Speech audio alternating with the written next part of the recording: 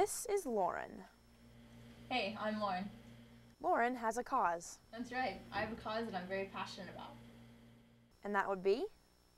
That would be that I hope in the future that Uganda children can live in their homes safely and that people will not be displaced. Hang on.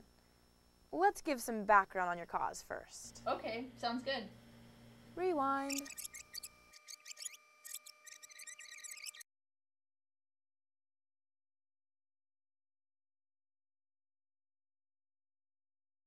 Uganda has a long history of inhabitants as far back as 2,000 years ago. In 1962, it gained its independence from the United Kingdom. Since then, its history is full of coups and counter-coups costing hundreds of thousands of lives.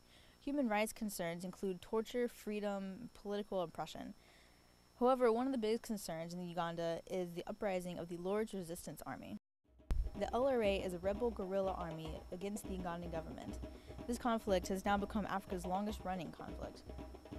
The leader, Joseph Kony, proclaims himself as a spiritual medium. He wants to establish a new state based on the Ten Commandments and the Akoli tradition. Akoli is an ethnic group in Uganda. The International Criminal Court has many charges and arrest warrants for crimes against humanity and war crimes, including murder, mutilation, torture, rape, sexual slavery, abduction of civilians, and enlisting children as combatants. These child soldiers are kidnapped from their homes, brainwashed in camps, and forced to fight in the Civil War. They are sometimes even forced to torture other children, kill their parents, or rape their mothers.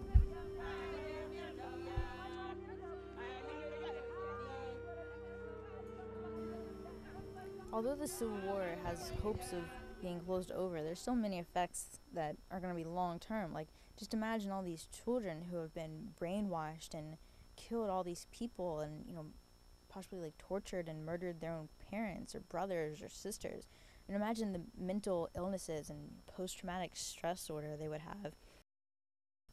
You might have heard of the term night commuter. Every night in Uganda, children between the ages of 3 and 17, they walk 12 miles to larger cities from their villages or their displaced camps. And they need to go there because of safety, because they could possibly be kidnapped from the LRA.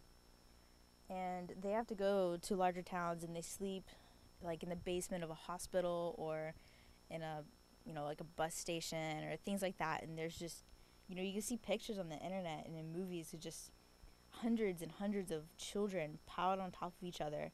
And I mean they're tiny kids too, and you read children as young as 8 are kidnapped and given a gun and told to kill other people.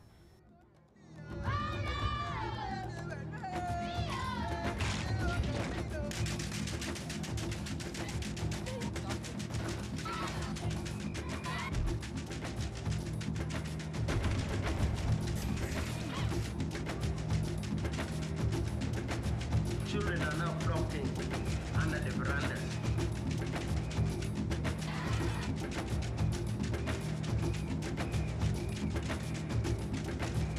Children who are sleeping outside.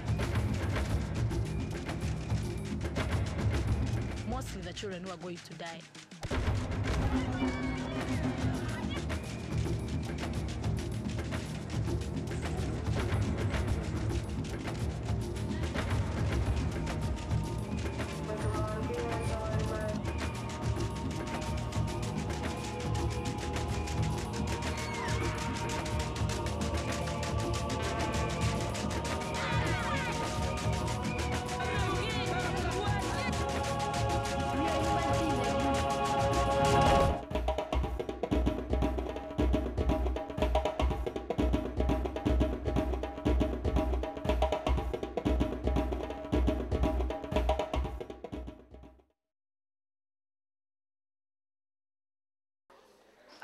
Sudan. Is that the Darfur area? Goodness gracious. We're not helping as much as we should be. There are hundreds of thousands of children who are without families or homes. A lot of refugees, Nothing. I know that there's civil unrest and war, and there's a lot of refugees, famine, and something's always bad going on there. Nothing really.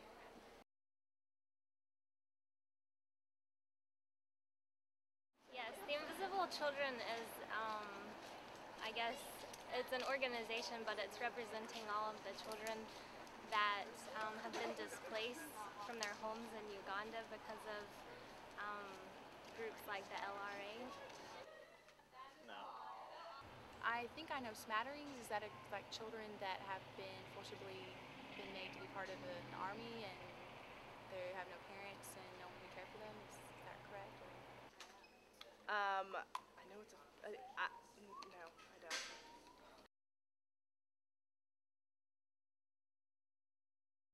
Oh, most definitely a foe, because they kidnap them and force them to fight in their armies, and they do really brutal things. I don't even know what LRA is. I don't know what the LRA is. I really don't. Couldn't tell you. If you had asked me who won Monday Night Football, I could have told you that. But I couldn't tell you. I apologize.